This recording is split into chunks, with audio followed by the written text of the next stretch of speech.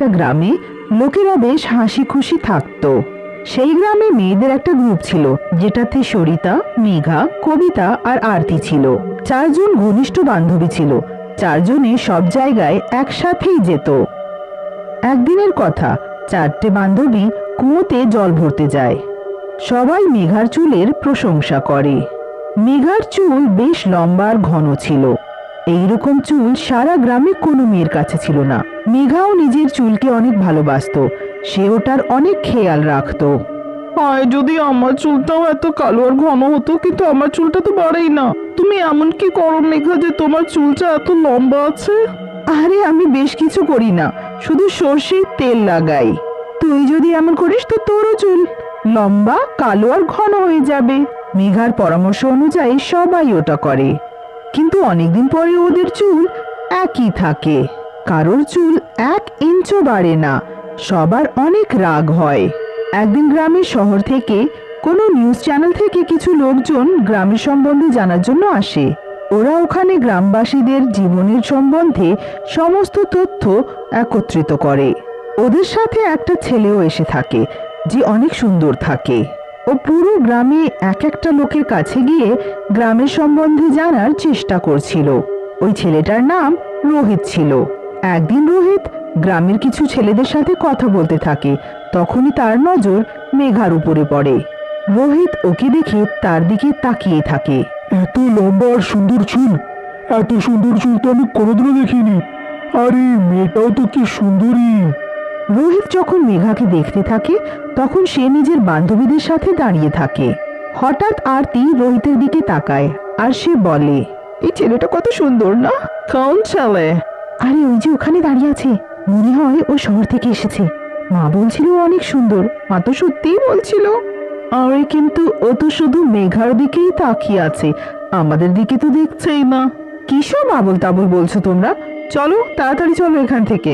মেঘা সেই ছেলেটাকে অবহেলা করে দেয়, আর এইটা দেখে ও তার দিকে আরো বেশি আকর্ষিত হয়। এই সুন্দরীর সাথে সাথে কতটা লাজুক আর ভদ্র মনে হচ্ছে। এরম মেয়ে যদি আমার জীবনে চলে আসে তাহলে তো জীবন সার্থক। মেঘা জোর করে সবাইকে ওখান থেকে নিয়ে চলে যায়, কিন্তু রোহিত তাকে বলে না। পরের দিন ও তার পিছু করে আর তার সাথে কথা বলার চেষ্টা করে, কিন্তু মেঘা তার দিকে তাকায়ও না। এবার রোহিত মেঘার সাথে কথা বলার জন্য তার বান্ধবীদের সাহায্য নেওয়ার সিদ্ধান্ত নেয়। যখন মেঘা তাদের সাথে থাকে না, তো ও তাদের কাছে যায়। সব মেয়ে ওকে দেখে অনেক খুশি হয়ে যায়। রোহিত তাদেরকে মেঘার সম্বন্ধে জিজ্ঞেস করে। কি হয়ে গেল আপনাদের? আমাকে ওর ব্যাপারে বলুন না। ওর নামটা কি, আর ও কি করে, কোথায় থাকে? আমার সব জানার আছে। ওর ব্যাপারে আমাকে সবটা বলুন। এমন কি আছে ওই মেয়েটাতে?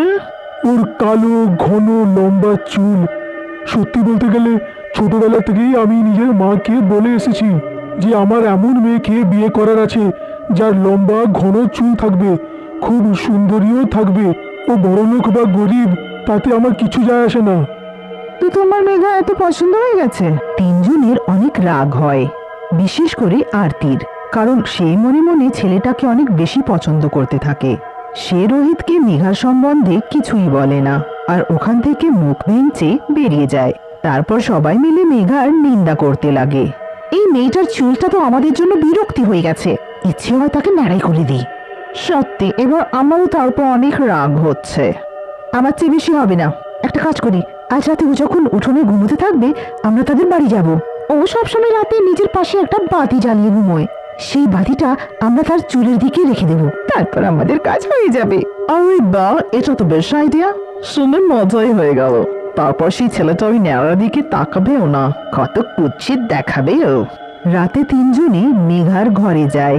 তারা চুপি চুপি মেঘার উপরে নজর রাখে যে কখন সে উঠোনে ঘুমোতে আসবে। কিছুক্ষণ পর মেঘা উঠোনে বাতিটা জ্বালিয়ে ঘুমিয়ে যায়।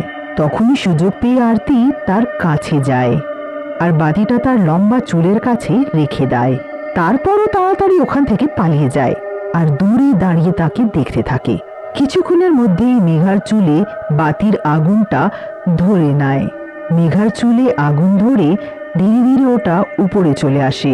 তিনজনে দূরে দাঁড়িয়ে ওকে দেখে অনেক খুশি হয়, কিন্তু আগুনটা এত বেশি ছড়িয়ে যায় যে ওটা মেঘার পুরো শরীরে লেগে যায়। মেঘা জোরে চিৎকার করতে লাগে আর নিজেকে বাঁচানোর চেষ্টায় এদিক ওদিক ছুটতে লাগে। বাঁচাও, বাঁচাও, কেউ বাঁচাও আমাকে, আমি পুড়ে মরে যাব। দূর থেকে মেয়েরা ওকে এইভাবে পড়তে দেখে ঘাবড়িয়ে যায়। আরে ও তো পুড়ে যাচ্ছে, এবার আমরা কি করি? চল তাড়াতাড়ি পালাই এখান থেকে, নইলে আমরাই ধরা পড়বো যে আমরা এত রাতে এখানে কি করছি।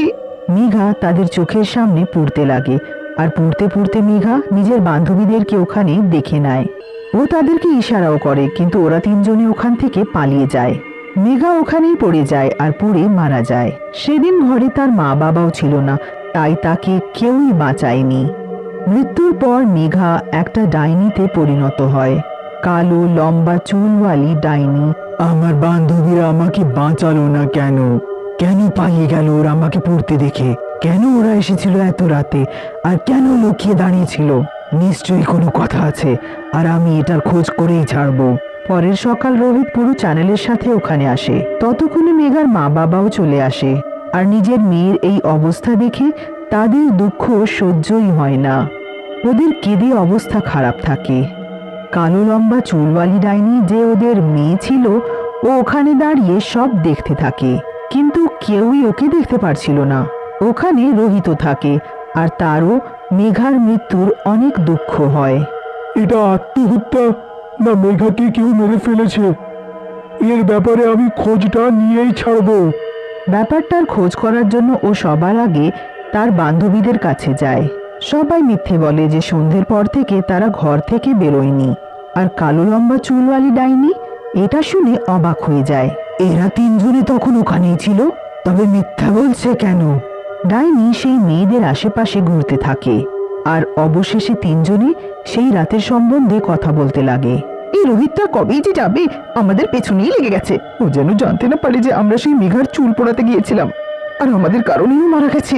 কি? এরা তিনজনে আমার চুল পোড়াতে এসেছিল? এরা আমার সাথে এত খারাপ ব্যবহার কি করে করতে পারে?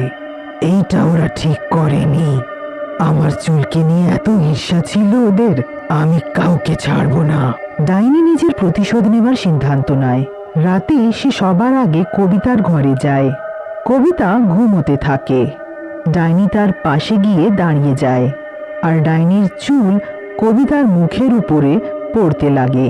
অস্বস্তি হয়ে কবিতা উঠে পড়ে, আর নিজের সামনে একটা লম্বা চুলওয়ালি ডাইনিকে দেখে চিৎকার করে, ডাইনি, ডাইনি, বাঁচাও, বাঁচাও। তোকে এবার আর কেউ বাঁচাতে পারবে না।